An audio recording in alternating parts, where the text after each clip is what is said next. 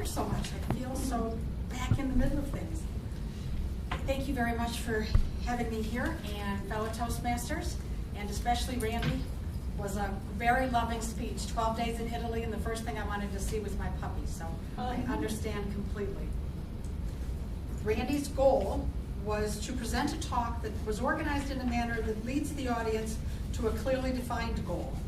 The speech is to include a beginning, a body, and a conclusion, major facts or ideas, and appropriate support material with smooth transitions between the facts and ideas.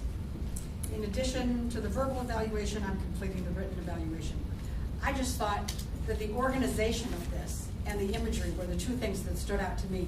Your organization was so clear with the fact that the puppy is providing stress relief, exercise, and then you even said, and now we've talked about stress relief and exercise, so you summarized that part and then went on to the part about laughter.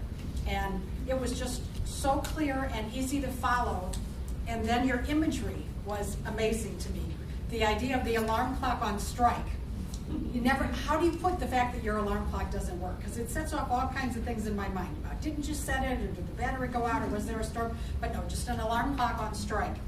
And then the coffee spill, the inbox, and then the decisions above pay grade. I never knew how to describe what I don't like about the boss that I used to have. Decisions above pay grade was a great one. And then thinking that there was one more, the talk about the door, the dog at the door when you come in, and that is so true. And sometimes my dog doesn't bother to get up now. And it's like, wait a minute, I have to stand here and scream till he comes to the door. So that's a great image, and the clicking certainly is there. And then calling those of us who have pets, pet parents, because that's what the whole world is dissolved into. There are pet parents and pet grandparents and pet aunts and uncles and all the other things that go with people who decide to delay having children or to have pets instead of children. And I loved the imagery of that instead of getting out the corkscrew, you go pet your pet.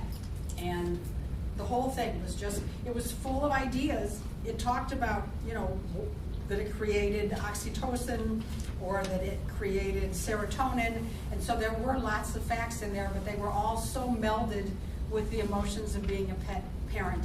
And it really made me want to go spend some more time with my pet. And the laughter part, that again was a wonderful image. I'm supposed to tell you what you can improve, and I'm sure that you know some of these things.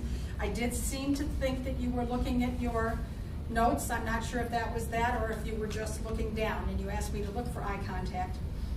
And you started out at the beginning by talking about your nerves, and that's the first thing they tell you in Toastmasters is nobody else knows that but you. And if you don't say it, we'll never know it. And then there was the hand clasping, and of course that you were behind the podium the whole time. But you're such a natural speaker, and you have so much to share that all of those things are going to be overcome in time, and I look forward to your speeches in the future. Thank you, Randi.